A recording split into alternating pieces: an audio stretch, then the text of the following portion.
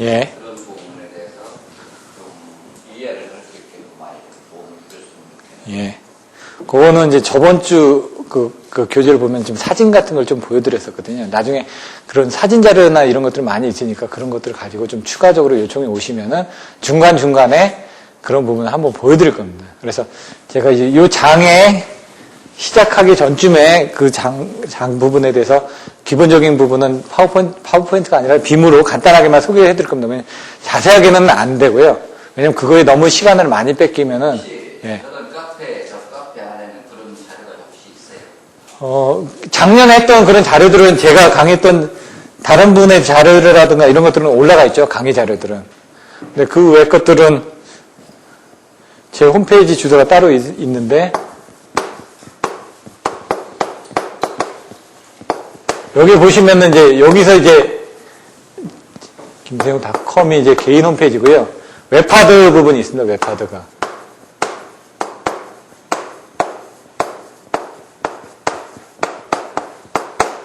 KR이고 아이디가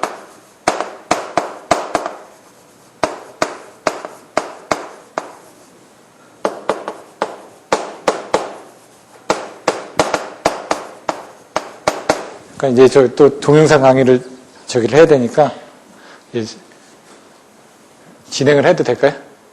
네. 예. 이제 세 번째 시간을 진행하도록 하겠습니다. 뭐 중간에 이제 질문 사항이 있었는데요. 뭐 자료 공유라든가 이런 부분에 대해서 잠깐 안내를 해드리고 나머지 과정을 진행하도록 하겠습니다. 저번 시간에 간단하게 설명을 드렸지만 http://naver.com epp 해가지고 김기남 정기학원에서 지금 발성배전을 준비하시는 분들에 의해서 자료들 같은 걸 공유하고 있는 사이트입니다. 그래서 여기서 이제 기본반에 관련된 부분이라든가 연구반 교재에 관련해서 진행되는 참고 자료들을 여기에다 올려놓고 있습니다. 카페에 가입을 하신 다음에 지금 그 수강생명 아마 그쪽에 관련된 그 학원에서 관련되신 분이 관리를 하고 계시기 때문에 그쪽을 승인을 해 주실 거고요. 저나 이렇게 강사들이 수시로 들어가서 이제 자료들 같은 걸 업그레이드를 하고 있습니다. 거기 이제 개인 홈페이지가 있습니다. 김세웅닷컴 개인 홈페이지가 있고요. 웹하드에서 이제 아이디, 패스워드를 가지고 이제 자료실을 운영을 하고 있습니다. 그래서 그런 쪽에 대한 자료들을 보시면 될 것 같고요. 지금 오늘까지 해서 어느 정도 뭐 10장 정도까지는 구장 이상전압이라든가 보호개전 쪽까지는 대략적으로 설명을 드릴 수는 있는데요. 그 나머지 11장, 12장, 13장, 14장 이 부분에 대해서는 다음 주에 여기 참석하시는 여러분들한테 의견을 들어보고 이런 식으로 요약을 더 해드릴 건지 아니면 1장부터 해가지고 그냥 상세하게 진행을 할 건지는 의견을 보고 진행을 하도록 하겠습니다.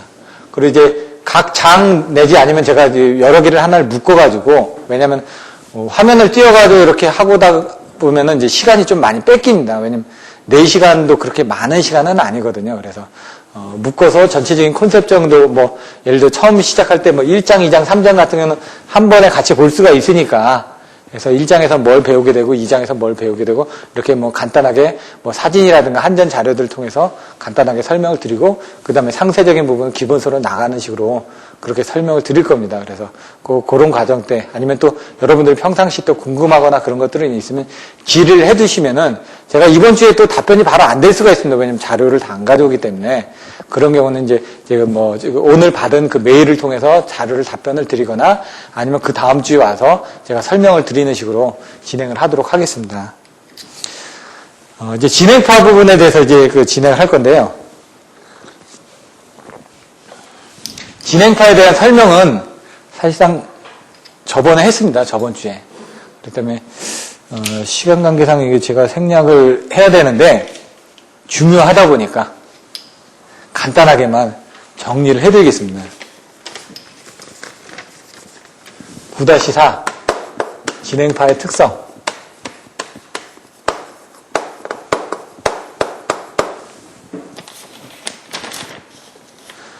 저번에 이제 진행파에 대한 그 반사, 입사, 투과파에 대한 외우는 방법에 대해서 설명을 드렸는데 아마 이제 기억이 안 나실 거기 때문에 또 한번 설명을 드립니다, 지금. 근데 이제 여기 보시면 이제 전압전류의 진행파를 가지고 계산합니다.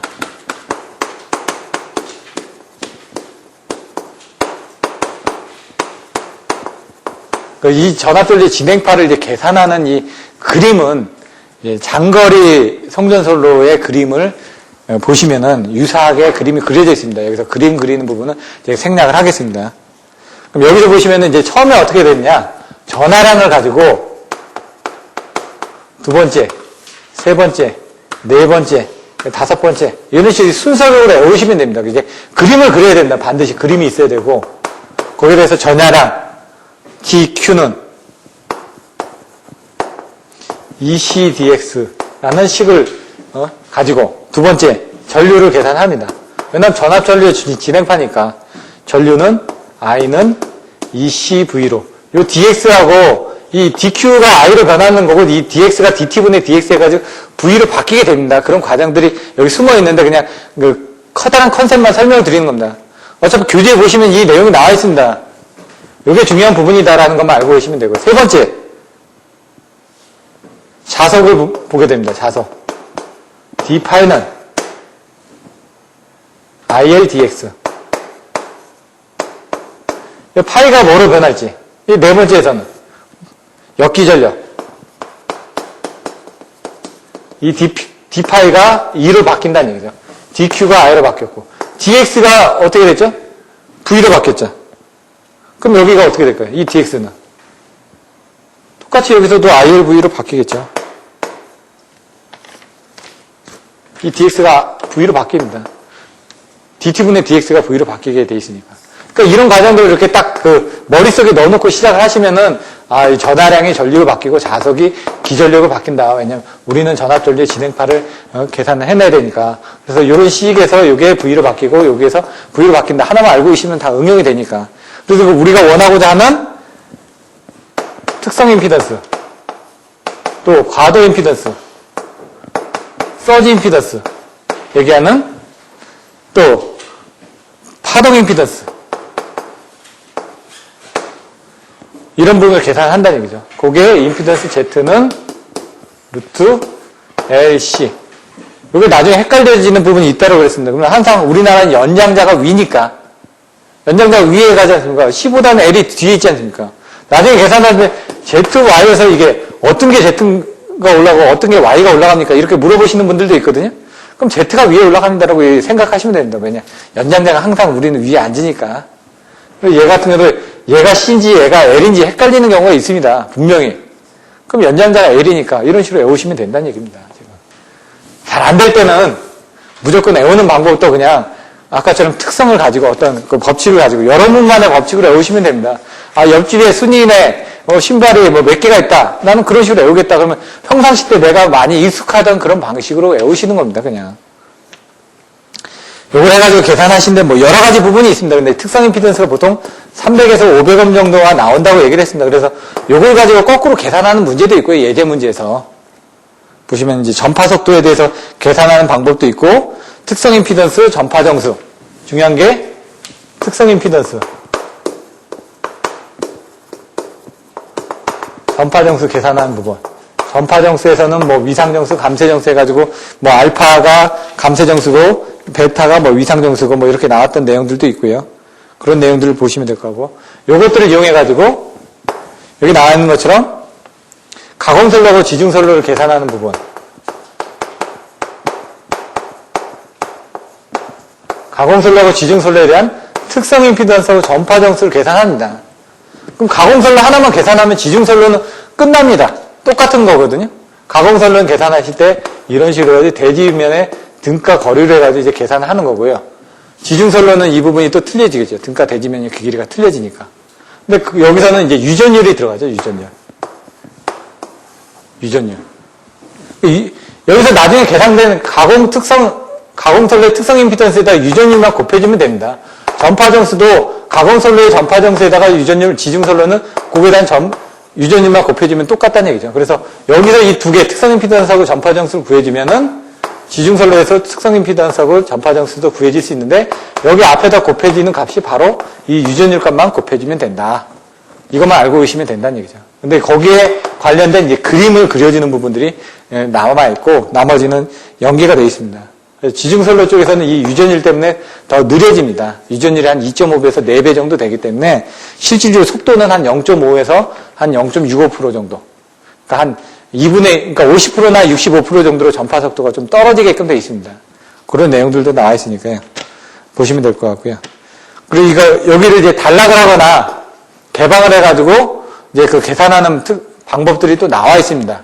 그런 내용들도 보시면 될 것 같은데, 일단 답을 외우는 방법을 한번 설명해 드리겠습니다. 그때 진행파의 반사 투과에서 전압하고 전류에 대한 반사 투과파를 외우는 방법을 설명을 드렸었습니다. 이번에도 이제 피레기에 대해서 이제 변압기의 단자측에 피레기를 설치했을 때 정반사하고 부반사가 나타나는 것을 증명하라고 25점짜리로 문제가 나왔습니다. 그거에 이제 이 진행파의 반사와 투과 부분을 응용을 해가지고 이제 이상전압 방지 대책에서 피레기에서 전압에 대한 부분, 피레기 설치 장소에 따라서 전압이 얼마나 줄어드는지 그걸 이제 설명하는 문제였습니다. 그래서 여기서도 또 나왔죠. 8장에서도 나왔죠. 7장에서도 나왔죠. 다 하나씩 나온 겁니다, 지금. 보호개전 쪽 10장에서도 또 나왔고, 왜냐면 송전소를 보호개전 방식에서 나왔으니까. 이제 전력계통에 가서도 또 나온 거고, 발전 쪽에는 그렇게 많이 나오진 않았습니다, 이번에는. 근데 발전이 적게 나와야지 여러분들이 좀 부담감이 덜 할 겁니다. 왜냐면 발전 쪽은 공부를 잘 안 하시거든요. 항상 송배전공학만이 이제 중요하니까 많이 공부를 하신다는 얘기입니다. 근데 여러분들 나중에 하시다 보면 발전도 무신하실 수가 없습니다. 먼저 이제 그림을 그려야 됩니다. 항상 그림을 그리고 도표하고 시각화해가지고 여러분들 외우셔야 되는데, 그림을 잘은 모르겠는데 이렇게 그림을 그렸다는 얘기죠. 입사파는 인풋이니까 I, 투과파는 T, 반사는 리버스 해가지고 뭐 R 이렇게 하는데, 여기는 전압이니까 EI, II, 요거는 ET, IT, 요거는 뭐 ER, EIR 이런 식으로 써놨다는 얘기죠. 그러면 입사파, 얘는 입사 들어간다 이거죠. 얘는 반사 거꾸로 돌아온다 이거죠. 얘는 투과 통과한다는 얘기죠. 그거에 대한 부분을 이제 계산할 때 입사파는 딱 정해져 있습니다. EI하고 II가. 그러면은 투과할 때, 반사할 때 이 값은 입사파에 대해서 얼마만큼 변하는지 이걸 보는 게 바로 진행파의 반사와 투과입니다. 근데 이제 진행파가 어떤 외부의 개폐서지라든가 어떤 게 들어온다는 얘기죠.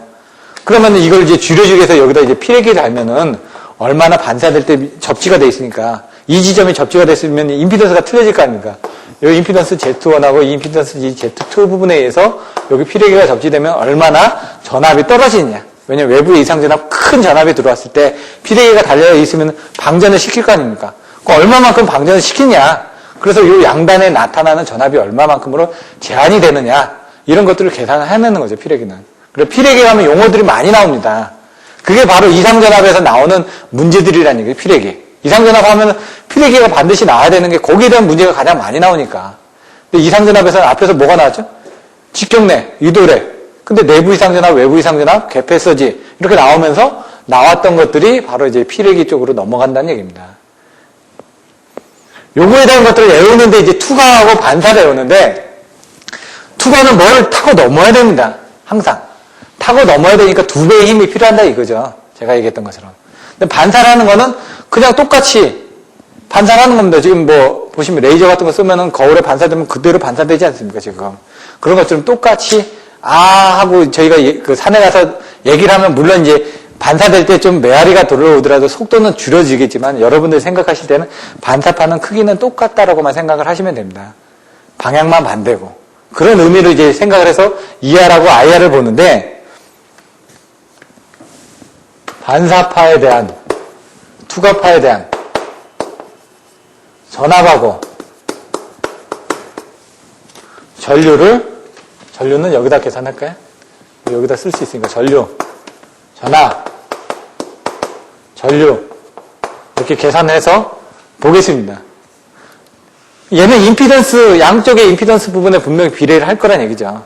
근데 밑에는 무조건 똑같습니다. Z2 플러스 Z1 이렇게 외우시는 게 편합니다. Z1보다는 Z2 플러스 Z1으로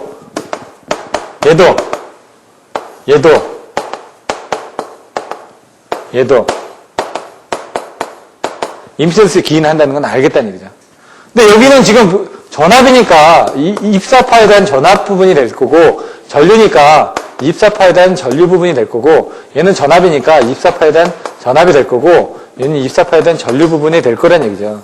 이렇게 기준은 드론 부분하고 여기 관련되어 있는 임피던스 부분하고 관련되어 있는데 문제는 요겁니다. 요거. 요게 어떻게 되느냐. 투가는 건 뭐라고요? 2배. 투가는 건 뭐라고요? 2배.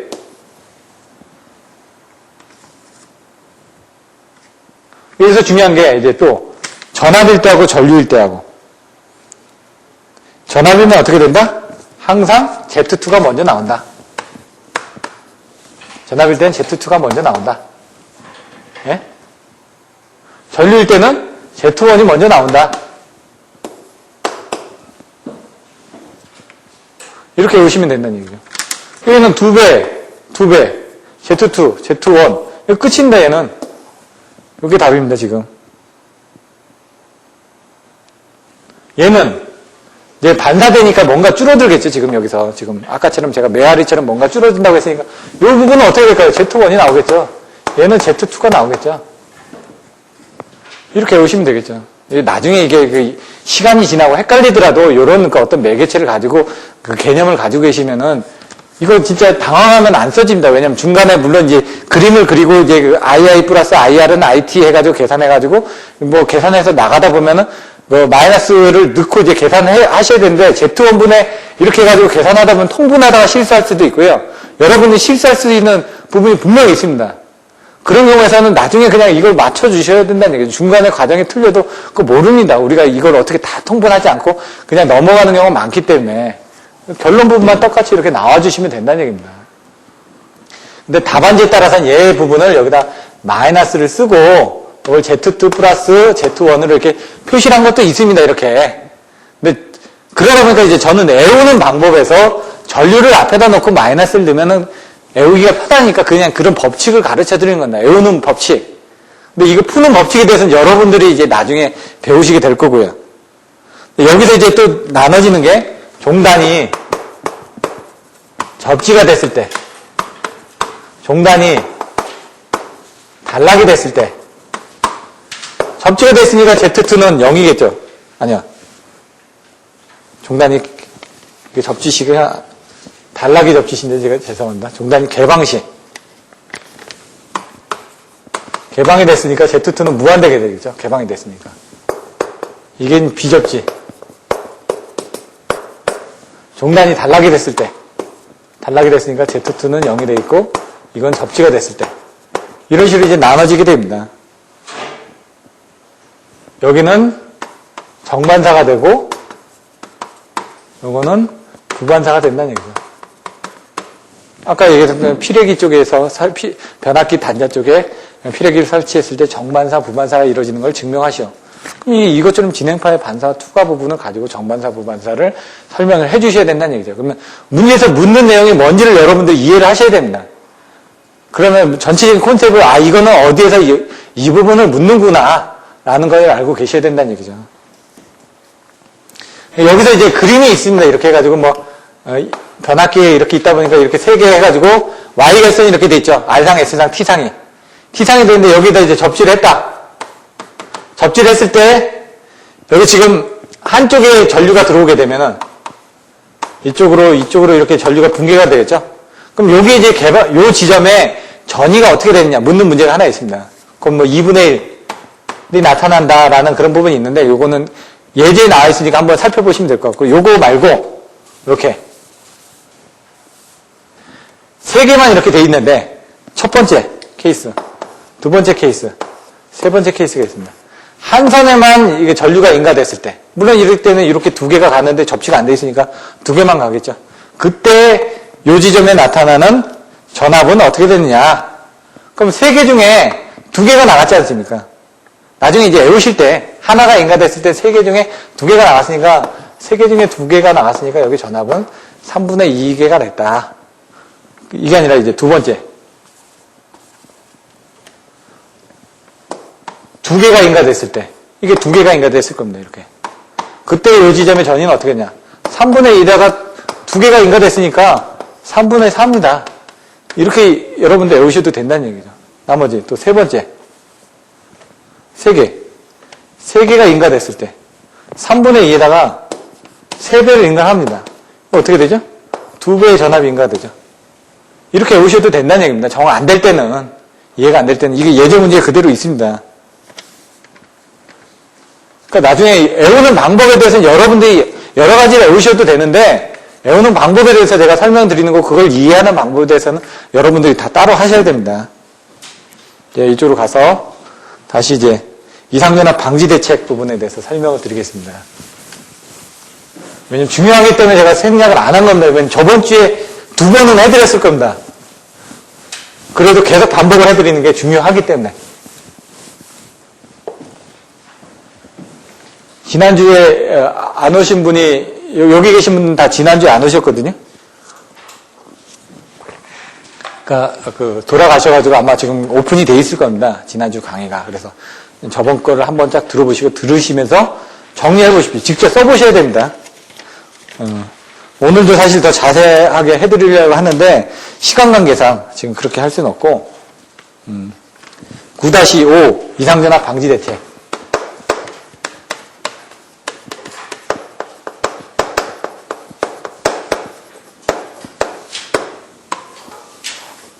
이상전압 방지 대책이 뭐가 있을까요? 네. 아까 얘기했던 이상전압 하면 피레기 나왔으니까 피레기가 나와야 됩니다. 당연히. 1번 피레기, 2번 가공지선. 아까처럼 분류를 해줘야 되니까 가공지선이 있음으로 해가지고 아까처럼 차폐를 해줬죠. 전자유도장에도 경감을 해주고. 3번 철탑 가게에 대한 접지정 저감.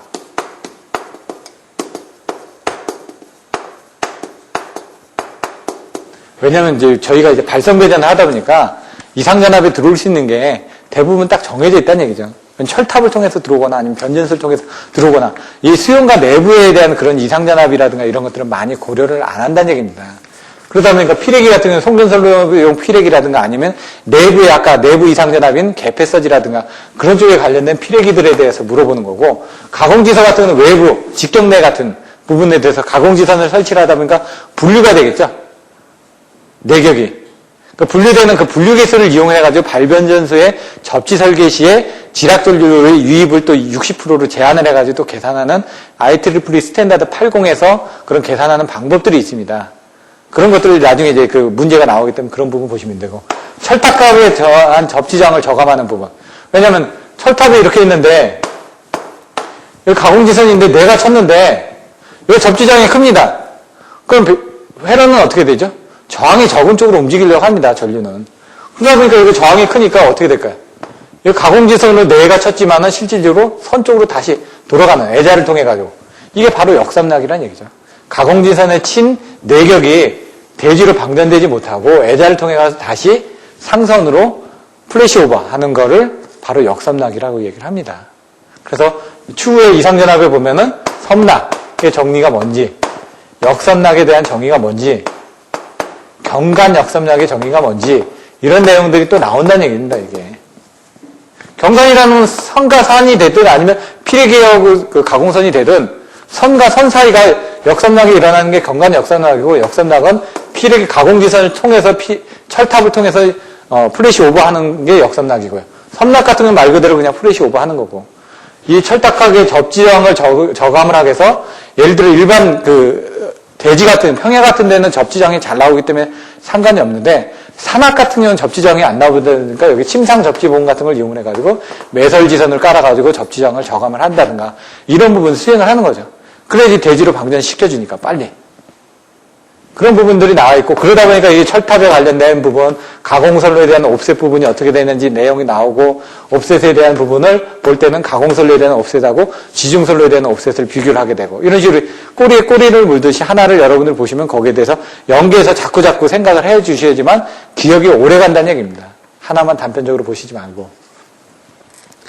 여기서 이제 피레기에 보시면 이제, 특성 요소하고 갭이 있는, 갭 타입에 대한 피레기가 나올 거고요. 갭 리스트에 대한 피레기가 또 나올 겁니다. 이번에 피레기 열폭주 형상에 대해서 또 10점짜리 문제가 나왔었죠. 그러니까 이 중요한 부분이니까 계속 나온다는 얘기입니다. 그래서 여러분들이 중요하기 때문에 이런 부분을 계속 보셔야 된다는 얘기입니다. 특성 요소가 ZNO하고 SiC가 어떻게 되는지, 피레기의 VT 특성이 어떻게 되는지 이런 내용들도 또 나와 있고요. 여기 보시면 이제 충격 방전 개시 전압이라는 게 나옵니다. 충격 방전 개시 전압. 이게 뭘까요? 충격 파형이 들어왔을 때 방전을 개시하는 전압이라는 얘기입니다. 충격 임펄스 파형이 들어왔을 때. 큰 외부 충격이 들어왔을 때 얘는 방전하는 전압. 그 다음에 상용주파 방전 개시 전압. 이건 상용주파가 들어왔을 때 방전하는 개시 전압이라는 얘기죠.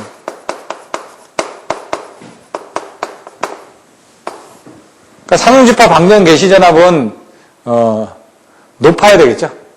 평상시에 그 값보단 높아야 됩니다. 그래야지 방전을 안 하니까. 충격 방전 개시 전압은 낮아야 됩니다. 빨리빨리 빠져줘야 되니까. 왜냐면 낮은 전압이 들어오더라도 빨리빨리 빠져줘야 되니까.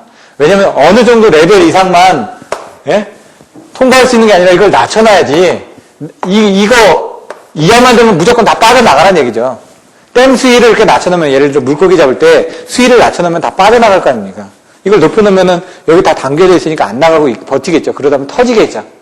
이 터지는 것 때문에 이제 절연협조 부분이 나오는 거죠. 절연협조에서 뭐가 먼저 터지게, 피레기가 먼저 방전되고 아킹 콘이 되고 애자가 터지고 그 다음에 기기가 절연이 견디게끔 기기를 맨 마지막에 절연하게끔 피레기를 먼저 방전을 시켜야 되니까 충격 방전 개시 전압은 낮을수록 좋은 거죠. 상용주파 방전 개시 전압은 높을수록 좋은 거고요. 이거에 대한 비율이 뭐다? 이게 바로 충격비입니다. 이걸 이렇게 비율을 나눈 게 충격비입니다. 그러니까 충격비는 낮을수록 좋은 겁니다. 근데 상용주파 방전 개시 전압은 통상적으로 어떻게 결정한다? 피레기 전격 전압의 1.5배 이상으로 한다. 왜? 오동작을 하지 않게끔. 여기 이제 방전전류가 나옵니다. 방전전류. 방전 내량이 나오고요. 용어들이. 이거 뭘 의미하는지. 왜 다 10점짜리로 다 나올 수 있는 부분들이기 때문에 여러분들이 명확하게 다 아셔야 됩니다. 제한전압이 뭔지. 제한전압이 뭘까요? 대리님? 알고 나면 쉬운데 설명을 못하는 겁니다. 피레기가 방전될 때 피레기 단자 간에 나타나는 전압이 제한전압입니다. 방전됐을 때 딱 피레기 양단에 나타나는 전압이 제한전압입니다. 용어로는 그렇게 돼 있다는 얘기죠. 그걸 이제 그림으로 그리고 이제 내용을 써주고 이런 부분들을 여러분들 명확하게 알고 써주시기만 하면 됩니다. 이제 속류, 지속하는 전류다 이거죠. 그러니까 방전될 때 나타나는 전류다 이거죠. 왜냐면 피레기는 절연이 돼 있습니다. 이렇게 보시면은 그림을 이렇게 그려놓죠. 중간에 끊어져 있다는 얘기입니다. 이제 특성요소하고 직렬갭이 있는데 그 갭이 떨어져 있다는 얘기입니다. 갭이 떨어져 있다가 어느 정도 이상의 전압이 걸리면 갭이 붙습니다. 이렇게. 갭이 붙어가지고 대지로 방전할 때 그때 대지로 방전할 때 양단의 전압이 걸리는데 그 전압이 제한전압이고 그때 흐르는 전류가 속류라는 얘기입니다. 근데 그 전류가 계속 흐르게 되면 어떻게 되죠? 지락사고가 되겠죠? 대지로 연결돼서 전류가 계속 빠져나가니까 지락사고가 된다는 얘기죠. 그래서 잠깐 동안 해가지고 그 이상전압만 빼주고 나서 속류를 빨리 차단을 해줘야 되겠죠. 지락이 계속되지 않게끔. 그런 부분에 대한 내용들을 이해를 하고 하시면 된다는 얘기죠. 그래서 속류를 이제 차단할 수 있는 능력들이 어떻게 되는지 그런 것들을 차단 능력도 보셔야 되고요.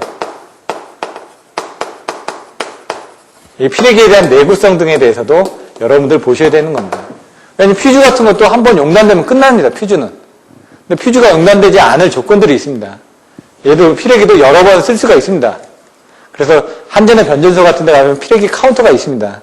근데 얘가 이제 요소에 따라서 여러 번 쓸 수 있는데 한번 이제 그 열폭주 현상 이번에 나온 것처럼 계속 연가되다 보면 걔가 터져 나가 버린다는 얘기죠. 그런 부분들에 대한 내용들이 또 나와 있고요. 피레기 동작 채무, 피레기에 대한 특성, 피레기에 대한 특성, 동작 채무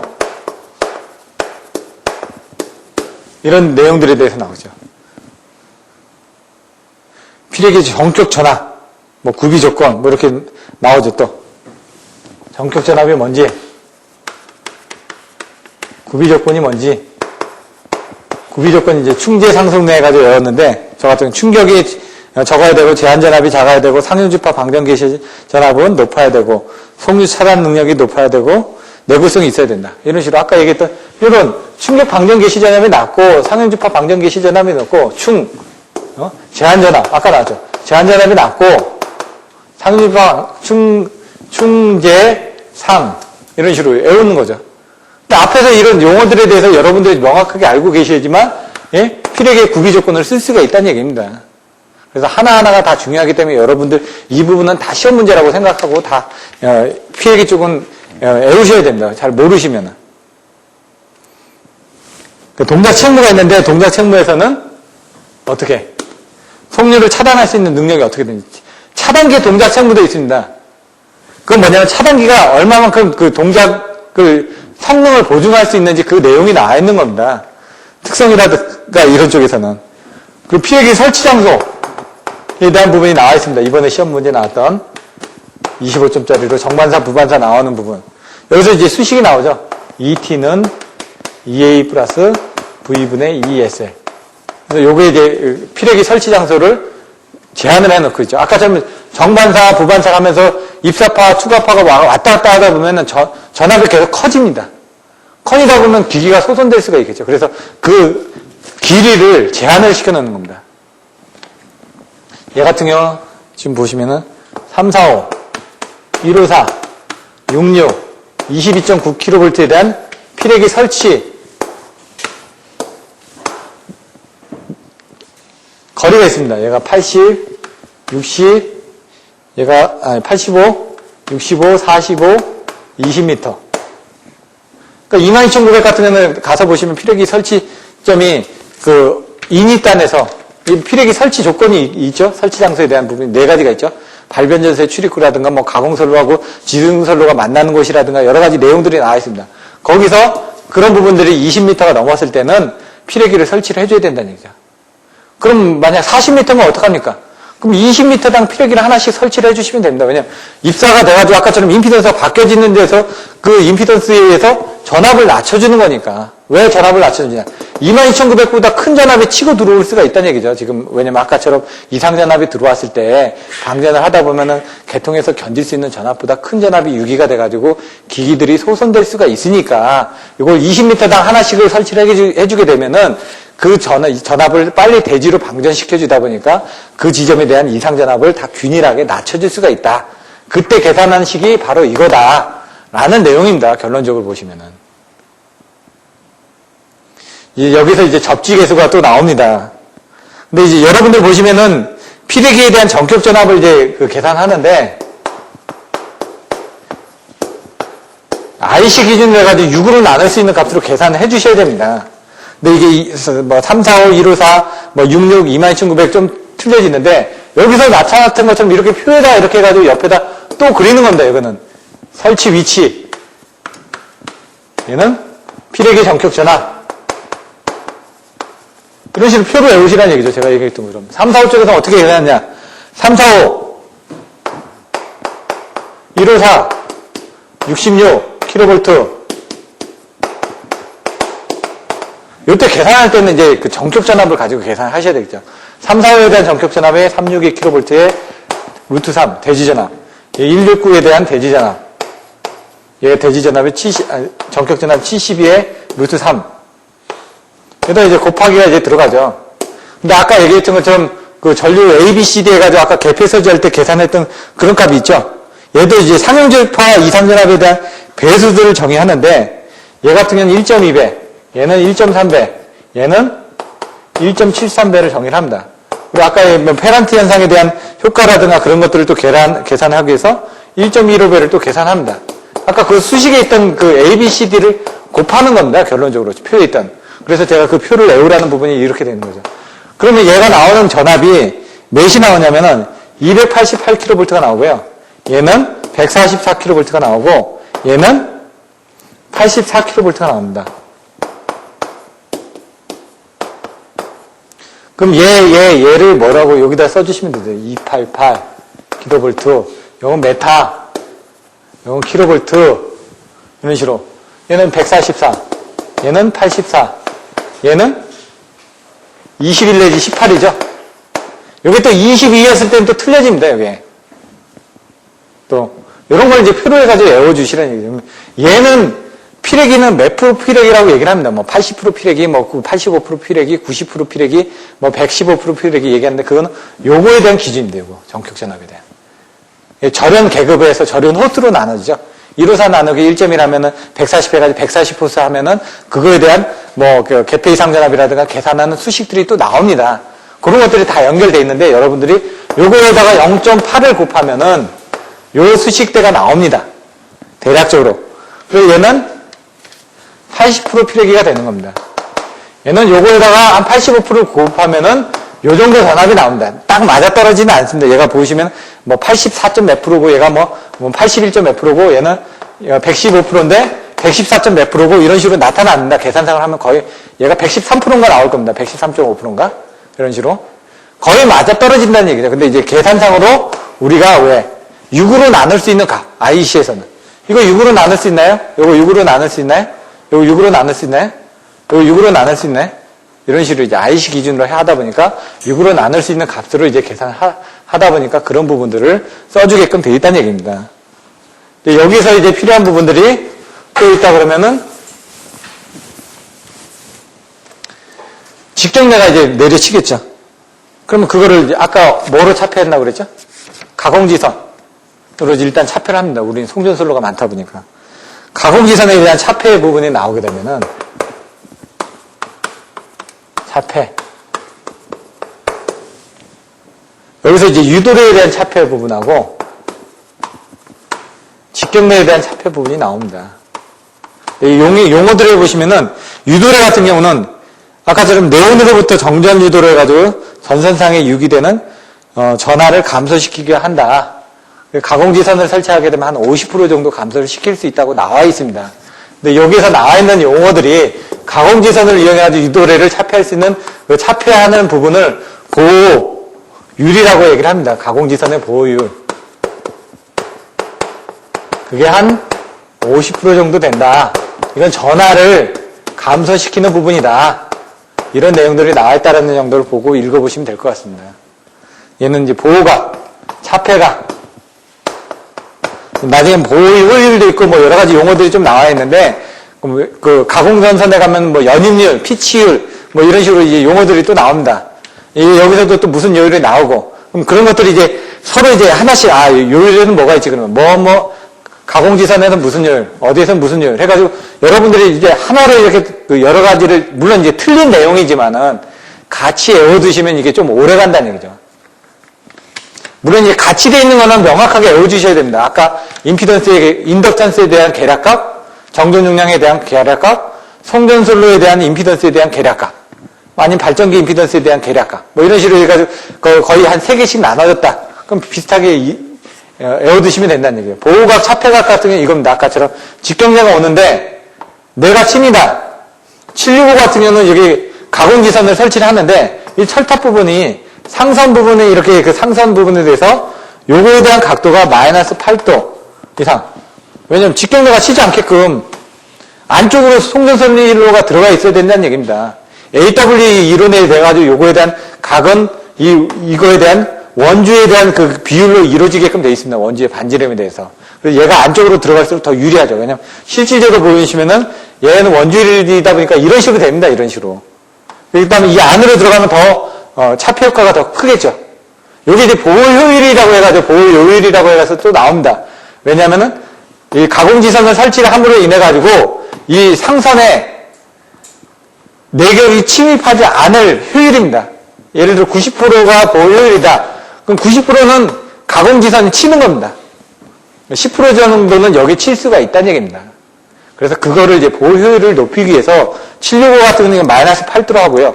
뭐 345 같은 경우는 또 틀려지겠죠. 0도로 하고. 345는 0도입니다. 154 같은 경우는 5도 내지 30도 이런 식으로 바깥으로 나간다는 얘기죠.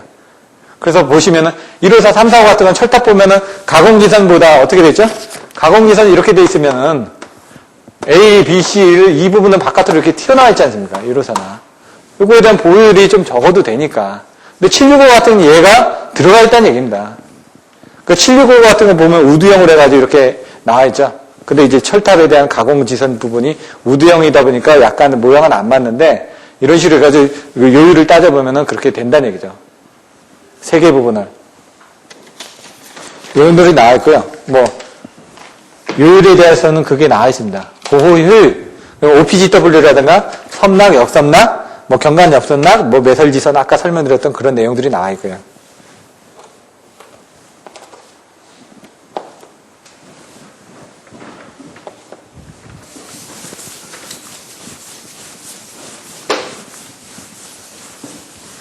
저 160일 남았습니다. 여러분은 마라톤 뛰는 것처럼 매일매일 조금씩 보셔야 됩니다. 1시간이라도. 이거 지금 일주일에 오늘 하고 나서 4시간 듣고 이거 공부했다라고 생각하시면 안 됩니다. 돌아와서 여러분들 이거 다시 4시간을 들어보셔야 됩니다. 그러고 나서 그 4시간 들었던 걸 쪼개서 일주일 동안 하루에 1시간씩이라도 쪼개서 계속 들으셔가지고 그 4시간을 나중에는 10분 만에 해결할 수 있게끔. 제가 지금 오늘 4시간 설명드린 거 10분 만에 여러분들이 다 되새김질을 하실 수 있게끔 머릿속에 넣는 반복 훈련을 계속 하셔야 됩니다. 옛날에 보면 MC 스퀘어 해가지고 뭐 이렇게 뭐 그 공부하는 방법들도 나와 있었는데 그런 부분들을 계속 확인을 해주셔야 됩니다. 근데 160일 남았으니까 지금부터 너무 무리하실 필요는 없다는 얘기입니다. 저도 지금 저번 주 강의할 때 강의를 토요일에 강의를 하는데 수요일, 목요일, 금요일 강의하고 토요일까지 4일을 연장 강의를 했습니다. 그리고 저번 주 이제 출장 갔다 오가지고 지금 저도 몸살이 걸렸는데 여러분 건강 관리를 잘 하셔야 됩니다. 하루에 조금씩 운동을 하셔야 됩니다. 운동을 해서 체력이 안 되면 나중에 공부도 못 합니다. 그래서 조금씩 공부를 하시면서 물론 이제 어차피 오래 사셔야 될 거 아닙니까? 결혼을 하시는지는 잘 모르겠는데 사랑하는 마누라하고 오래 살려면 힘도 있어야 되고. 근데 160일 마라톤이기 때문에 여러분들이 조금씩 계속 이렇게 뛰는 연습을 하셔야 됩니다. 그러기 위해서는 매일매일 조금씩 봐주셔야 되고요. 그러기 위해서는 동영상 강좌도 여러 번 들으시고 그거를 여러분들이 정리를 하시는 부분에 대한 훈련들도 여러 번 하셔야 됩니다. 9-6 절연협조. 아까 그 6장에 변압기, 단절연, 전절연, 저감절연, 균등절연이 나왔죠. 그게 여기서 같이 매칭이 되는 겁니다. 절연협조가 뭔지 용어들이 나와 있는데 개통 내 정연된 기기를 뭐 격차를 둬가지고 정연된 절연 체계를 구축하는 거 뭐 해가지고 좀 어려운 내용이 나와 있습니다. 하지만 어떡합니까? 답안지에서 그렇게 써줘야 되니까. 다른 사람들도 다 그렇게 하시니까 그렇게 외우셔야 됩니다. 모선이 뭐다? 전력의 집중과 배분이 이루어지는 도체다. 알고 있는데 이런 식으로 정확한 용어를 써주셔야지만 남들이 봤을 때 좀 더 점수를 준다는 얘기죠. 아까처럼 뭐 파두장은 뭐다가 아니라 딱 파두장의 정의를 딱 명확하게 내려주셔야 됩니다. 규약 영점과 뭐 어떤 선분을 연결한 거에 연결한 부분에 대한 정의다. 딱 이런 식으로 정의를.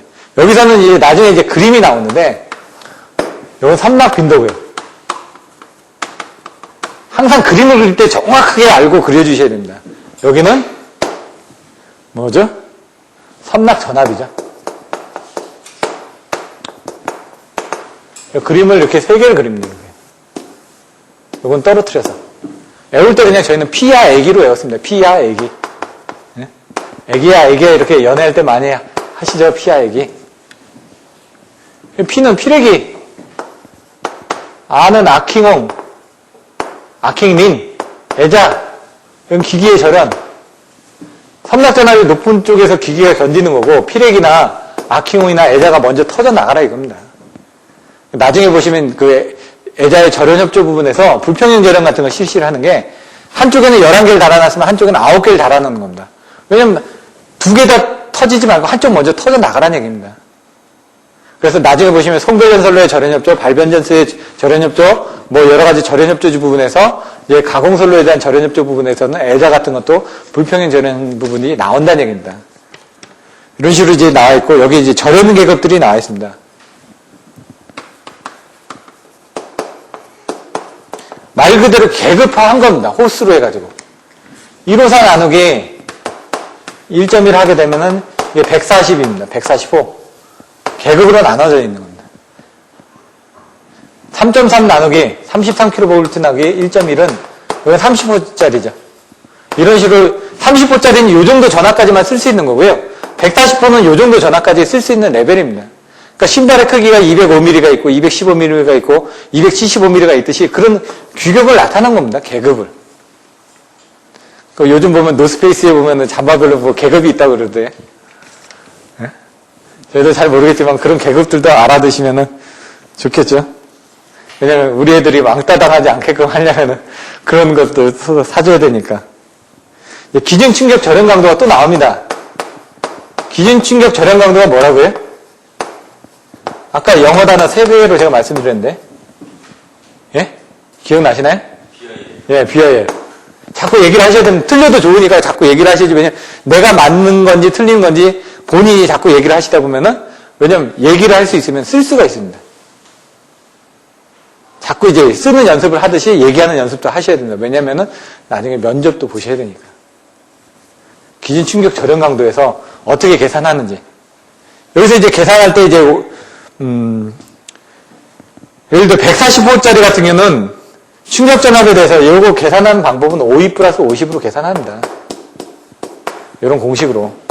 근데 이제 1단 저감을 하거나 할 때는 1000kV 기준으로 해가지고 요 미만에서는, 요 이상에서는 1단 저감을 할 때 이런 것들도 이렇게 그림을 그려주시면 되죠. 여기는 100kV씩 저감이 된다. 요거는 여기에서 1단 저감을 할 때는 250kV씩 저감을 한다. 여러분들이 예를 들어 피레기가 760kV짜리다. 그럼 1단 저감하면 860kV짜리 쓰는 겁니다. 예를 들어 1단 저감을 했으니까 100kV만 떨어뜨린다는 얘기죠. 여기서는 1550이다. kV다. 2단 저감을 했다. 그러면 곱하기 2 하면 어떻게 되죠? 500이죠. 2단 저감하면 1050kV짜리를 쓰는 겁니다. 이런 식으로 2단 저감을 하면은. 저감에 대한 그 기준이 틀려진다는 얘기입니다. 여기서는. 요 전압 기준으로 해가지고 1000kV를 해가지고. 그런 내용들이 또 나옵니다. 나중에. 예? 그러면 이런 것들을 이제 요게 기본서에는 안 나와 있습니다. 서브노트, 그러니까 그 연구반 교재 쪽에 가시면 이런 응용된 부분이 나온다는 얘기입니다, 지금. 그러니까 여러분들 기본서는 바탕으로 깔고 가셔야 되는 거고, 이런 응용된 부분에 대해서는 연구반 부분에 대해서 더 쓰셔야 되는 거고, 이런 것들도 기본서에 명확하게는 표시가 안 돼 있습니다. 하지만 이런 내용들, 기본적인 내용을 알고 있어야지만 연구반 교재 가서, 아, 이게 뭐구나. 먼저 BR이 뭔지 알아야지 이걸 쓰실 수가 있으니까. 이 같은 건 145짜리를 쓰게 되면 어떻게 될까요? 5 곱하기 140 더하기 50이면 5일은 54, 750이네요. 750V의 상용주파 이상 전압, 충격 전압에 대해서는 견뎌줘야 됩니다. 충격.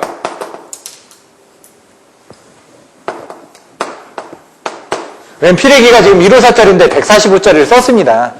그러니까 외부에 어떤 이상 전압이 들어오는데 750kV까지 얘가 견뎌줘야 된다는 얘기죠. 피레기가. 근데 피레기는 이제 절연 협조할 때 어떻게 되죠? 이렇게. 저는 이제 이걸 선, B, T, L 이렇게 했는데, 선로, CB, TR, LA. 이거 외울 때 이제 뭐 154 쪽만. 뭐 154, 345 다 외우셔도 되는데, 154 쪽만, 얘는 860, 750, 650, 460. 이렇게 수치를 외워주셔야 됩니다. 물론 이게 기준들이 조금 바뀌었습니다, 지금. 재작년인가 작년에 바뀌었는데, 이거는 이제 그 전에 이제 하던 방식인데, 제가 그 자료는 한번 찾아보고요. 일단은 이렇게 쓰셔도 일단 크게 지장은 없으니까. 물론 이제 새로 바뀐 값을 써주시면 더 좋겠지만은, 잘 모르실 경우는 옛날 값을 써주셔도 상관없습니다. 왜냐면, 채점자들도 다 아니까, 옛날 값들은. 물론 이제 새로운 바뀐 값에 대해서 잘 모를 수도 있지만은, 선 BTL 이런 식으로 하는 겁니다. 선로, B, TR, LA, 이런 식으로. 키워드를 가지고 외워주시지 않으면 나중에 못 쓰니까. 그림을 그리고 도표하고 시각화하기 위해서는 어떤 기준들을 만들어 주셔야 된다는 얘기죠. 충격파 부분에 대해서는 이렇게 한다고 했습니다. 그러면 상용주파에 대해서는. 아까 충격기가 나왔었죠? 충격기가 뭐예요? 상용주파 방정 개시 전압 분의 충격파, 개시 전압에 대한 비율이 충격비라고 얘기했죠. 이건 충격뿐만 아니라 상용주파 부분도 나와야 된다는 얘기죠. 상용주파는 이제 계산하는 게 140 곱하기 2 더하기 45 해가지고 얘가 계산하면은 325kV가 나올 겁니다. 요게 이제 교재 책에 보시면 나와 있습니다, 책에. 325kV가 표가 잔뜩 이렇게 나와 있습니다. 여기 해가지고 표가 한쪽 전체 해가지고 여기 154 쪽에 얼마, 여기 325고, 여기 뭐 750 이렇게 돼 있고, 뭐 다른 것들은 어떻게 돼 있다는 표가 전체적으로 있을 겁니다. 그 내용이 어떻게 나왔는지 한번 간단하게만 이해를 하시라는 얘기죠. 왜냐, 그걸 다 외우실 필요는 없으니까. 근데 여러분들이 나중에 답안지를 써주실 때, 이런 내용이 나왔을 때, 이런 내용을 좀 더 써주시면 그런 게 차별화된다는 얘기입니다. 다른 게 차별화되는 부분이 아니라.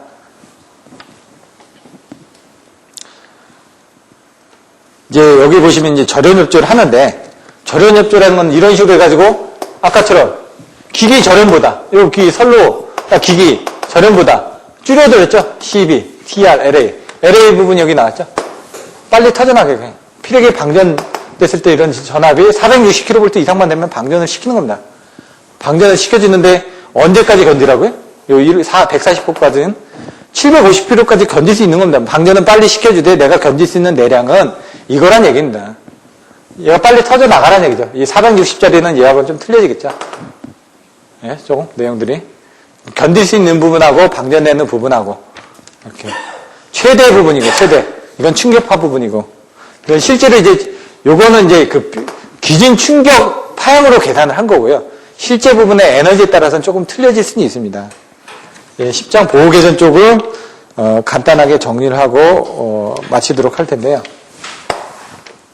보호 개전은 사실상 좀 시간이 많이 들어갑니다. 어렵고 왜냐하면 고장전류 계산을 정확하게 이해를 하셔야지만 보호계전 쪽에 가서 또 응용을 하실 수가 있습니다. 근데 실무에 대한 보호계전하고 발성계전 기술사에서 물어보는 보호계전하고는 좀 차이가 있습니다. 여기서는 저도 보호계전기 업무만 15년을 했는데요. 답안지는 기본서에 있는 답안지로 씁니다. 왜? 크게 채점하게 점수가 더 좋으니까. 거기에 이제 필요한 부분은 실무적인 부분을 조금 더 넣지 기본서 부분은 다 넣습니다. 안 넣으면 점수가 안 나오니까. 저도 이제 시험을 여러 번 보다 보니까 제가 실무했던 부분, 이제 발성배전에 관련된 시험이라든가 이런 것들을 제가 참 많이, 그래도 운이 좋아서 다른 사람에 비해서는 경험을 많이 했습니다. 그 전에 있던 회사에서.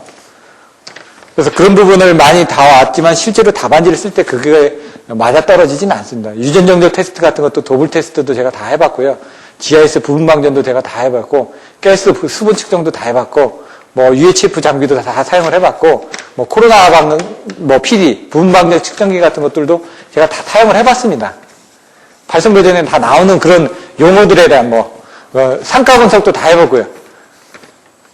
전압 감리하면서 이렇게 케이블에 대한 그런 부분, GIS 설치공사, 변압기 설치공사, 변전수 설치공사, 감리 다 해봤습니다.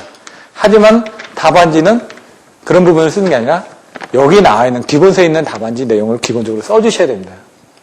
보호개전 방식에서 첫 번째 10-1 개통보호에 대한 목적하고 기능을 쓰시오. 목적이 뭔지, 기능이 뭔지, 역할과 기능에 대해서 쓰는데 여기서 보면 그림이 딱 나와 있습니다. 역할. 전력계통에서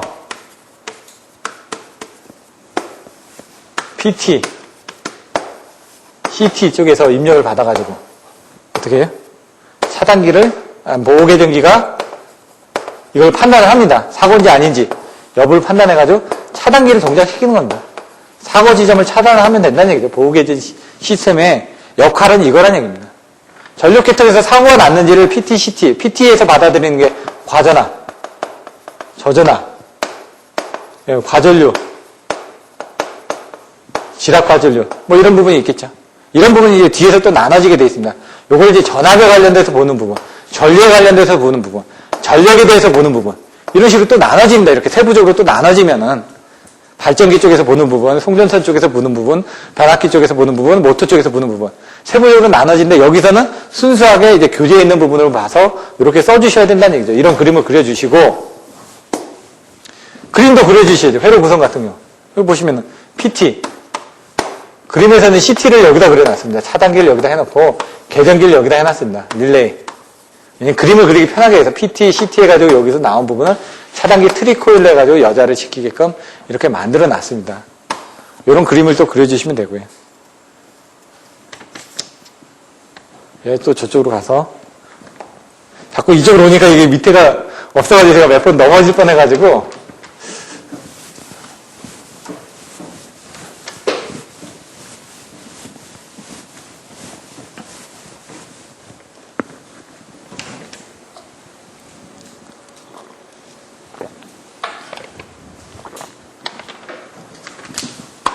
보호 계정 방식의 구성.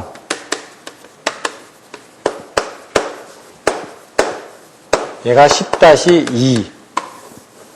제 챕터 번호를 적어드리는 게 왜냐면 그 챕터 번호와 대제목에 대한 것들을 여러분도 이해하시고 그거에 대한 내용이 뭐가 있는지 이렇게 살을 붙여 나가셔야 됩니다. 제가 빨간색으로 써드리는 거는 그 대제목 부분이 되는 거고, 그 밑에 이제 노란색으로 써드리는 부분은 이제 중제목, 소제목식으로 이제 들어가는 겁니다. 그래서 여러분들이 나중에 답안지를 쓰실 때도 뭐, 뭐, 뭐 이런 식으로 해가지고 딱딱 이렇게 안으로 들어가게끔 써주셔야지만 내용이 보기 편합니다. 그래서 이것도 써주실 때 대제목, 중제목, 서제목, 서론, 본론, 결론, 뭐 기승전결 이렇게 나눠서 해주셔야지만 채점자가 답안하기 편하겠죠. 눈에 잘 보이게끔 일단.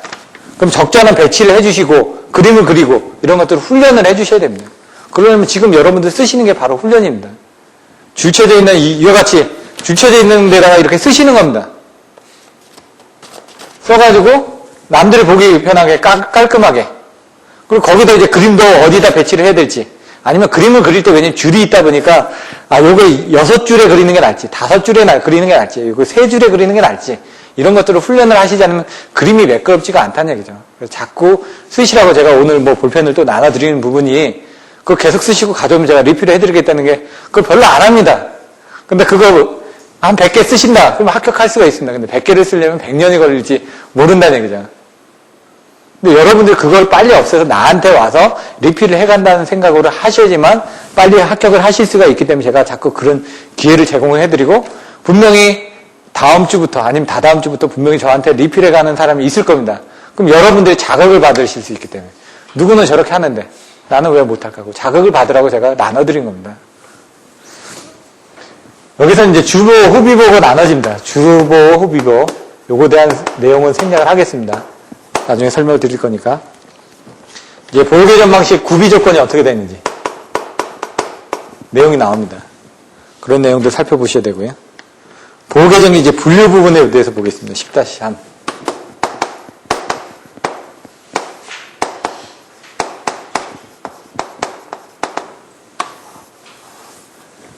이제 목차를 여러분들이 잘 잡아서 써주실 수 있어야 됩니다. 나중에 채점자도 채점하기 좋게끔 하려면. 여기서 어떻게 하냐. 동작 기구상 분류를 하는 겁니다. 두 번째, 동작 시간. 이게 그거죠. 뭐 승용차인지, 화물차인지, 버스인지, 자전거인지 이런 식으로 동작 기구상. 여기서 뭐냐? 아날로그형, 정지형, 디지털형 이렇게 나눠지겠죠. 근데 여기서는 어떻게 되냐? 유도형, 유도 원판형. 그 다음에 책에 나와 있는 건 전류력계형, 전류력계형. 그 다음에 가동철심형, 옛날 가동코일형, 정지형, 디지털형, 뭐 이런 식으로 이제 책에 없는 내용들을 더 수치연산형, 뭐 이런 식으로 이제 내용들을 조금 더 써주시라는 얘기죠. 동작 시간에 대해서는. 그 동작 시간에 대해서는 노멀 인버스, 베리 인버스, 스탠다드 인버스, 뭐 익스트림 인버스, 뭐 DT 뭐 이런 식으로 용어들이 나와 있는데 여기서는 그냥 어떻게 되냐면 순환시, 한시, 정한시, 반환시. 이게 여기 보시면 순정 부품을 하듯이 순환시가 있고 정한시가 있고 반환시가 있다. 그럼 여기서는 마지막에 순정 부품이 4글자니까 반환시성 정한시 이렇게 하나를 써주시면 된다는 얘기예요.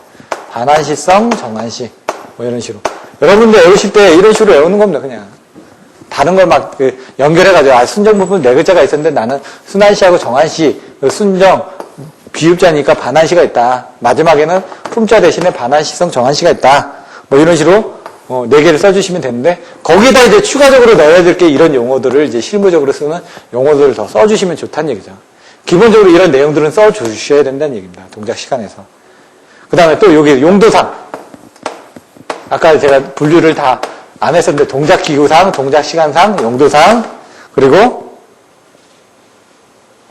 단락이라든가 지락 등에서 또 분류를 한다는 얘기죠. 기타 상으로. 용도상에는 어떤 부분이 분류가 있을까요?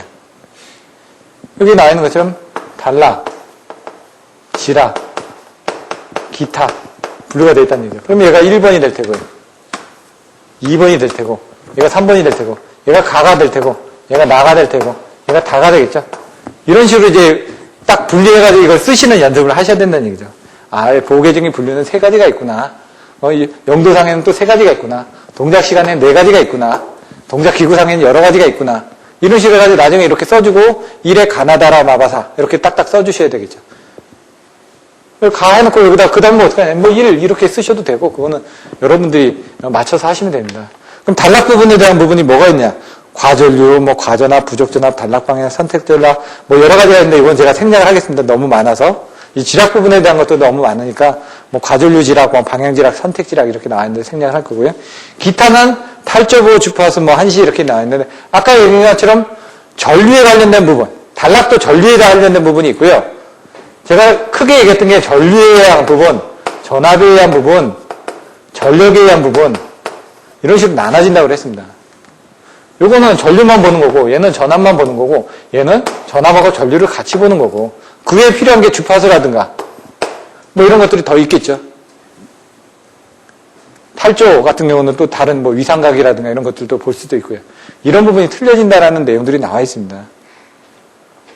보호계전 방식의 적용인데 요거까지만 하고 마치도록 하겠습니다. 왜냐면 이게 사실상 그 내용이 되게 많습니다. 근데 여기 책에서는 아주 간단하게만 설명을 하고 있습니다. 보호계전 방식의 적용에 대해서는.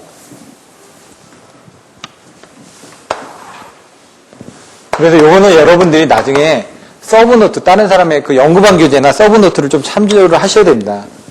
보호계전 방식의 적용. 어디에 적용할까요? 첫째, 송전설로 그림을 그려보시면 되죠. 우리가 발전기가 발전을 해가지고 변압기를 통해서 송전솔로를 통해가지고 그 다음에 변압기를 또 통해가지고 또 들어가죠. 그럼 어디가 있을까요? 발전소가 있을 거고 변전소가 있을 거고 가공선이 있을 거고 예? 송전선이 있겠죠.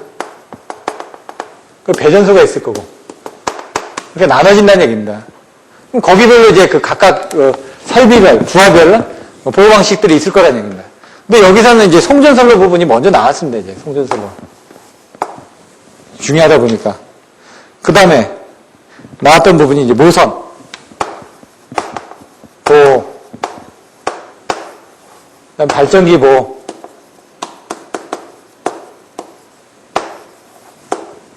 변압기 보호.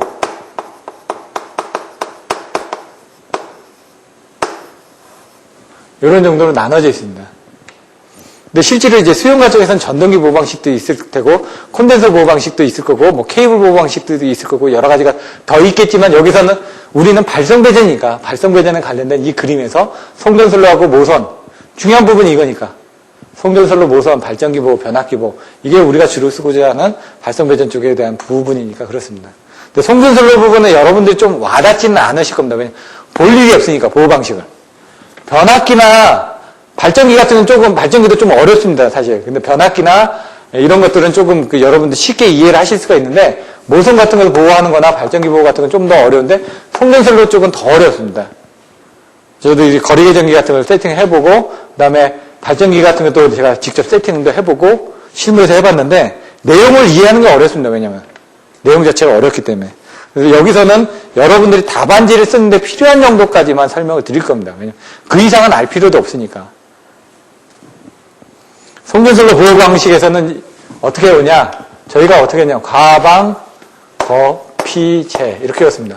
과전류, 방향 과전류, 거리계전 방식, 파일로 와이어, 제페로 방식 이런 식으로 이제 나중에 이제 과전류, 방향 과전류, 거리계전 방식, 파일럿, 와이어, 제페로 방식 이런 식으로 1번, 2번, 3번, 4번, 5번 이렇게 나눠집니다. 송전선로는. 요게 이제 나중에 답안지를 쓰실 때 이렇게 쓰는 방법들입니다. 근데 이런 것들이 이제 거기 이제 내용이 나와 있습니다. 근데 여러분들은 대부분 이제 PCM을 이제 파일럿, 와이어 방식에서 또 나눠집니다. 이렇게 여러 가지로. 표준통마강 해가지고, 압류방위전 표준통마강 해가지고, 여러 가지 나눠지는데, 표시선, 표준통마강, 표시선을 통해서 파일럿 와이어라는 게 이제 선을 주고 왔다 갔다 하는 거란 얘기죠. 옛날에 웨이브 트랩이라는 게 있었습니다. 지금은 안 쓰고 있는데. AC를 통해서 이제 공진을 통해서 웨이브 트랩을 통신을 했던 건데 지금은 안 쓰고 있습니다. 표시선 계전 방식도 선이 직접 가야 됩니다. 통신을 해야 되니까. 그러니까 이게 불편하죠. 근데 얘는 전류선 반송 통신 방식. 저희가 지금 통신할 때 무선을 쓰죠. 와이어리스. 근데 옛날에 인터넷 할 때 이더넷선을 다 깔아야 되지 않습니까? 와이어리스 쓰니까 좋지 않습니까? 얘는 뭐냐? 전력선에다 통신을 보내겠다는 얘기입니다. 그러니까 더 편하겠죠. 우리가 전력선, 전기만 꽂아도 거기를 통해서 통신을 하실 수가 있습니다. 근데 왜 못하고 있냐? 암호화 체계 때문에 아직 못하고 있는 겁니다. 통신을, 시그널을 보내줄 수 있습니다. 우리가 지금 쓰고 있는 유선방송, 그 안에도 대역을 나눠놔가지고요. 그 안에 통신도 하고, 뭐, 여러 가지 유선방송을 통해서 인터넷도 쓰고, CCTV, TV도 볼 수 있고, 다 쓸 수가 있습니다. 근데 그런 것들이 이제 임피던스라든가 이런 것들을 제한해서 하는 보안 때문에 안 쓰고 있는 거고요. 이건 통신선에 대한, 반송 개전 방식이고, 얘는 마이크로파 개전 방식이고, 이건 광파 개전 방식이고, 이런 식으로 그 통신선 매체를 뭐를 쓰느냐, 전력선을 쓰느냐, 통신선 쓰느냐, 마이크로파를 쓰느냐, 광파를 쓰느냐, 아니면 표시선을 쓰느냐에 따라서 이 파일럿 와이어 방식에 대한 부분들이 나눠진다라고 또 나와 있습니다. 여러분들이 아실 거는 여기서 또 그러면 전류순환식, 전압반향식 이렇게 나눠지는 부분이 또 있습니다. 그럼 이게 뭐고 이게 뭐다 이런 정도의 개념하고 그런 것들은 연구반에 가서 여러분들이 배우셔야 됩니다. 왜냐하면 제가 기본서반에서 가르쳐드리기엔 너무 양이 많다는 얘기죠.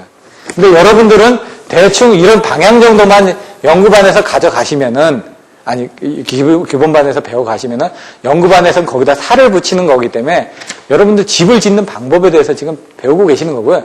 집을 인테리어하는 방법에 대해서는 나중에 여러분들이 좀 더 시간을 가지고 배우셔야 된다는 얘기입니다. 이런 부분들이 있고 여기서 보시면 뭐 방사상설론이, 환상설론이, 뭐 병행이해선이니 뭐 여러 가지 부분이 나와 있습니다. 중요한 거는 나중에 보시면 예제, 여기 나와 있는 예제들은 반드시 다 풀어보셔야 됩니다. 예제에 있는 내용들은 10점짜리 내지 25점짜리로 다 관연도에 나왔던 문제들입니다. 기본서에 있는 문제들은, 예제 문제는. 그러니까 기본서에 있는 예제 문제는 다 내가 풀어보고 내 것으로 가져간다라고 생각을 하셔야 됩니다. 10장만 되는 게 아닙니다. 다 1장부터 다 해당되는 겁니다. 예제 문제는. 이 책에 나와 있는 모든. 그 10-4에 가서 보시면은 표시선 보호 개전 방식하고 전력선 반송파 개전 방식에 대해서 설명을 해놨습니다. 이게 이제 아까 지금 제가 설명을 하다 말았던 이런 내용들이 여기 나와 있으니까 그런 것들을 보시는데 이렇게 그 책에는 이런 내용들이 체계적으로 좀 정리가 안 돼 있다 보니까 제가 이제 나중에 연구반으로 가기 전에 어떤 초석을 닫아드리기 위해서 이런 게 기본적인 방향만 메꿔드리는 겁니다. 나머지 이런 게 돼 있어야지만 여러분들 연구반 가셨을 때 좀 더 보기가 좋으니까요. 모선보호 개전 방식에 대해서 보겠습니다. 모선은 아까 제가 뭐라고 그랬냐면 전력의 집중과 배분이 이루어지는 도체라고 제가 말씀드렸습니다. 정의를 하실 때 라면이 뭐냐? 물에다 끓여 먹는 스파게티 같은 면이다. 이렇게 얘기하는 거하고 틀려지겠죠. 짜장면은 뭐냐? 또 틀려지겠죠. 면이긴 면인데 어떤 면이냐? 이런 식으로. 마찬가지로 어떤 정의를 써주실 때 가능하면 기본서에 나와 있는 용어를 가지고 써주셔야지만 채점자가 채점을 할 때 조금 더 유리합니다. 왜냐하면 받아들일 때 그런 용어들이 정의가 되어 있기 때문에.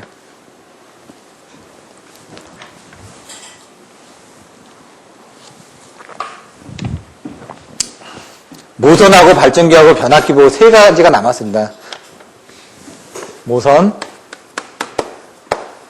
모선도 이제 나중에 11장에 가서 보시면 모선에 대해서 정리들이 돼 있는데요. 사실 뭐 단모선, 복모선, 뭐 환상모선, 뭐 절합모선 뭐 이런 식으로 나눠지고 그게 뭐 2.0 차단모선, 뭐 1과 2분의 1 12모선, 2투브 스타일 모선, 4부 스타일 모선 이렇게 여러 가지로 나눠집니다. 그럼 그 모선을 보호하기 위해서 어떻게 나눠져야 되는지가 나와 있는데 모선 종류를 여러분들이 아셔야 되겠죠.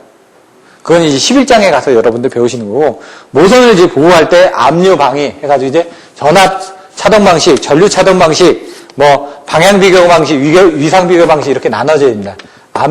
제가 압류 방위라고 써놨는데, 전압 차동 방식.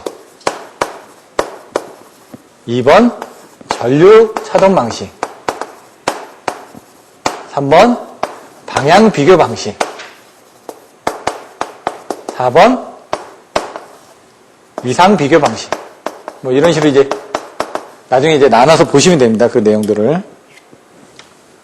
전압을 가지고 비교를 하겠다는 얘기예요. 차동, 차이를. 전류에 대한 차이를 가지고 비교를 하겠다는 얘기입니다. 이건 이렇게 쉽게 위상에 대한 차이를 비교하겠다는 얘기인데, 이건 그냥 삼상이 이렇게 있는데, 내부 사고가 나면은 전류가 이렇게 다 흐릅니다, 이렇게. 근데 만약 외부 사고가 났다. 여기서. 그러면 전류 두 개는 이렇게 흐르는데, 하나는 나가겠죠? 이렇게. 이게 지금 한 선으로 그랬지만 이게 세 선이 같이 있는 겁니다, 이렇게, 삼상. 이런 식으로 이제 그 차동을 여기서 이렇게 CT 세 개를 이렇게 보는 겁니다, 이렇게. 세 개를 보는데 하나, 둘, 세 개를 하는데 요 세 개를 비교를 해보니까 요거 두 개 부분이 세 개가 다 이쪽으로 들어가더라 이거죠. 그럼 이거 내부 사고다. 근데 얘 부분이 들어온 부분하고 나가는 부분이 다 같더라. 차동이 없더라. 그러면은 이건 외부 사고다. 이런 식으로 판단을 하는 겁니다. 근데 왜 전압이 가장 먼저 나왔냐? 전압이 계산하기가 가장 좋으니까. 이게 주보 방식이기 때문에 이걸 가장 먼저 쓰셔야 된다는 얘기예요. 답안지 보면 사람들이 전류 차동부터 먼저 쓰시는 분들도 있는데, 아까 주보, 후비보처럼 가장 먼저 나오는 것부터 써주셔야 됩니다. 근데 이걸 써주기 전에 먼저 이제 정의를 해주셔야 되겠죠.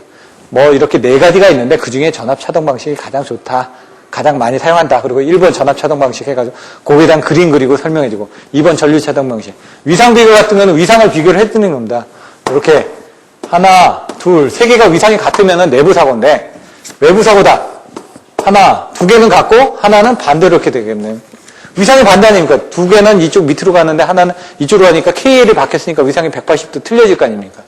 그럼 이런 식으로 위상을 비교를 하겠죠. 그런 그림들을 이 안에다 써주시는 겁니다, 지금. 다음에 발전기보. 발전기보는 이게 그 발전기 보호에 대한 그림을 정확하게 그려주셔야 되는데 이 그림을 정확하게 그리시기가 힘들 겁니다, 이거는. 근데 연습을 하셔야 됩니다, 한번 그려보고. 발전기 보호다. 발전기 보호 방식에 대한 그림을 그려주셔야 됩니다, 이거는. 근데 얘는 좀 이해하는데 좀 시간이 걸리겠지만은 일단 시험 문제에 가장 많이 나오는 그런 부분들을 가지고 설명을 드리면요. 전개, 과단, 역발, 속주, 앞비. 저는 그렇게 외웠습니다. 이렇게. 10개. 1번. 전기자, 권선에 대한 단락과 지락. 뭐 여기 또 세부적으로 나오는데 생략하겠습니다, 일단. 요건 이제 연구반 쪽에서 배우실 텐데 여기서는 그 정도까지는 안 나와 있습니다. 계자 권선에 대한 지락하고 상실에 대한 부분. 이게 하나입니다. 전개, 전기자에 대한 단락 지락, 계자에 대한 지락 상실, 과전압이라든가 이런 부분.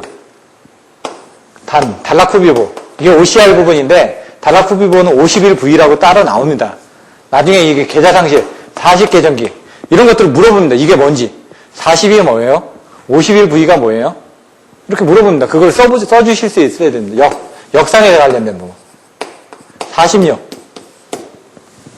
발전기 모터링. 32G. 뭐 이런 식으로.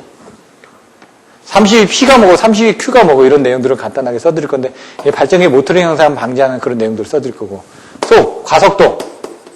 속도에도 돼 있으니까. 주파수. 이게 과가 이게 다른 거였는데 이게 이제 과전압, 저전압이고요. 요게 이제 베어링. 이런 식으로 발전기에 대한 이런 부분을 많이 써주셔야 된다는 얘기예요. 퓨즈페일 계전기도 있습니다. 60. 퓨즈페일. 이건 뭐냐? 이런 것들도 다 물어봤었습니다. 발전기가 있는데 여기 차단기가 있습니다. PT는 여기 달려 있습니다. 퓨즈가 끊어졌다. 여기 전류가 있는데 전류가 끊어졌으니까 전압이 끊어졌으니까 UVR이 동작할 거 아닙니까? 전압이 안 들어오니까 언더볼테이지를 해요. 근데 전류는 제대로 들어온다. 그럼 퓨즈가 나갔으니까 얘는 차단하지 마라. 이게 퓨즈 페일 계정입니다. 퓨즈가 페일됐다라는 걸 이걸 보통 VT 슈퍼비전이라고 얘기를 하는데 슈퍼비전 그런 기능들을 하는 겁니다. 왜냐면 PT에 대한 슈퍼비전을 하고 있다는 얘기예요. 감시를 하고 있어가지고 PT가 고장났는지 안 고장났는지 감시를 하기 위한 그런 계정기들도 물어봅니다. 이런 것들 나중에 이제 계속 들으셔야 됩니다. 처음에는 이해가 안 되기 때문에 계속 들어주시는 방법밖에 없습니다. 그래서 이거의 내부 고장인지 외부 고장인지 뭐 단위식인지 비단위식인지 접지 방식이 어떻게 되는지에 따라서 내용들이 나와 있는데 그런 부분들을 여러분들이 보셔야 될 겁니다. 그리고 마지막에 변압기에 대한 보호. 변압기에 대한 보호 부분은